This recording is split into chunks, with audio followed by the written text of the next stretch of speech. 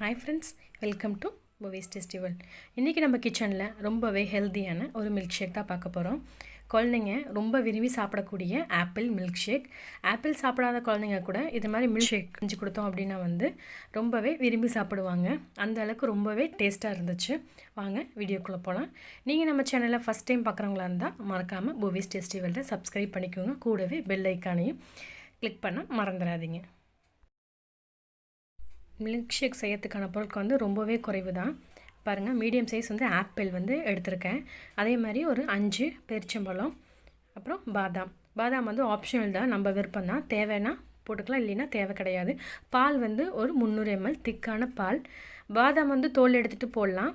அதை சுடுதண்ணியில் 10 நிமிஷம் ஊற வச்சுட்டு அதுக்கப்புறம் நம்ம ரிமூவ் பண்ணோன்னா தோல் நம்ம அப்போ கூட சேர்த்துக்கலாம். வாங்க இதெல்லாம் கட் பண்ணி எடுத்துக்கலாம். பாருங்கள், இதெல்லாம் நம்ம கட் பண்ணி எடுத்தாச்சு. நம்ம டேட்ஸில் இருக்கிற சீட்ஸில் ரிமூவ் பண்ணிட்டேன். சீட்ஸ் இல்லாததாக பெருச்சம்பழமும் நம்ம யூஸ் பண்ணலாம். இப்போ நம்ம எல்லாத்தையும் அரைச்சிடலாம். இப்போ நம்ம மிக்ஸி ஜாரில் எல்லா பொருளையும் சேர்த்துடலாம். நம்ம ஃபஸ்ட்டு ஐஸ் க்யூப் சேர்த்துடலாம். ஒரு 2லேருந்து 3. இது ஆப்ஷனல் தான், உங்கள் விருப்பம் தான். இது இல்லாமல் கூட நம்ம சேர்த்துக்கலாம். பாதாம் ஒரு 3 சேர்த்துருக்கேன், இதுவும் ஆப்ஷனல் தான். அடுத்தது நம்ம ஆப்பிள் சேர்த்துக்கலாம். ஆப்பிள் சின்ன சின்னதாக கட் பண்ணி எடுத்துக்கோங்க. ஆப்பிள்லாம் சேர்த்துட்டு இது கூடவே நம்ம கட் பண்ணியிருந்தோம் இல்லையா பேரிச்சம்பழம், அதையும் இது கூட நம்ம சேர்த்துக்கலாம். ஒரு 4லேருந்து 5.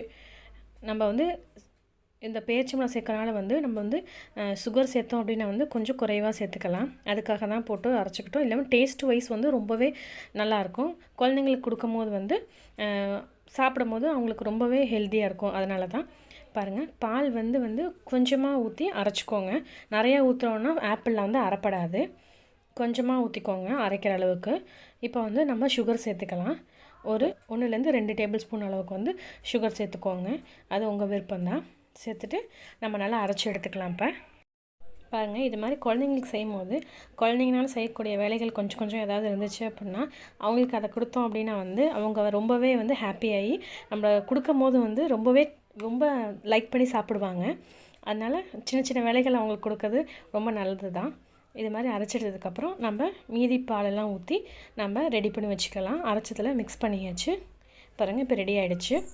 பால் நல்லா காய்ச்சி ஆறுனது. இதை நம்ம ஃப்ரிட்ஜில் வச்சு சில்லுன்னு கூட நம்ம யூஸ் பண்ணிக்கலாம். இப்போ நம்ம சர்வ் பண்ணுறதுக்காக கிளாஸில் சுகரில் நம்ம கோட் பண்ணி எடுத்துருக்கோம்.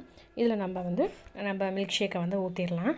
பாருங்கள், ரொம்பவே திக்காகவும் இல்லாமல் கரெக்டான கன்சிஸ்டன்சியில் இருக்குது. ரொம்பவே சூப்பராக இருந்துச்சு. இது மாதிரி ஊற்றினதுக்கப்புறம் நம்ம இப்படியேவும் சர்வ் பண்ணலாம், இல்லைன்னா கொஞ்சம் டெக்கரேஷனுக்காக மேலே ஏதாவது டாப்பிங் பண்ணலாம். நம்ம இப்போ ஒரு கிளாஸில் ஆப்பிள் சேர்த்துக்கலாம். மேலே சின்ன சின்னதாக கட் பண்ணி டாப்பிங்காக மேலே ஆப்பிள் சேர்த்துக்கலாம். ஏன்னா சாப்பிடும் போது கொஞ்சமாக க்ரன்ச்சியாக இருக்கும் சாப்பிட்றதுக்கு. அடுத்த இன்னொரு பவுலில் நம்ம வேறு ஏதாவது டாப்பிங் சேர்த்துக்கலாம். இது நம்மளோட விருப்பம் தான். நம்ம இன்னொரு கிளாஸில் கொஞ்சமாக பேரிச்சம்பழம் சின்ன சின்னதாக கட் பண்ணி அதில் சேர்த்துக்கலாம். இது கூடவே நம்ம நட்ஸ் கூட சேர்த்துக்கலாம் மேலே டாப்பிங்க்காக. ரொம்பவே நல்லாயிருக்கும் சாப்பிடும் போது. பாருங்கள், ரெடி ஆகிடுச்சு. ரொம்பவே டேஸ்டியான மில்க் ஷேக். நீங்களும் உங்கள் வீட்டில் செஞ்சு பார்த்துட்டு எப்படி இருந்துச்சுன்னு கமெண்ட் பண்ணுங்கள். குழந்தைங்களாம் ரொம்பவே விரும்பி சாப்பிட்டாங்க. நீங்களும் மறக்காமல் உங்கள் குழந்தைங்களுக்கு செஞ்சு கொடுத்துட்டு கமெண்ட் பண்ணுங்கள். இந்த வீடியோ உங்களுக்கு பிடிச்சிருந்தா மறக்காமல் லைக் பண்ணுங்கள், ஷேர் பண்ணுங்கள், சப்ஸ்கிரைப் பண்ணிக்கோங்க. கூடவே இருக்கிற பெல் ஐக்கானை கிளிக் பண்ணிக்கோங்க. தேங்க்யூ.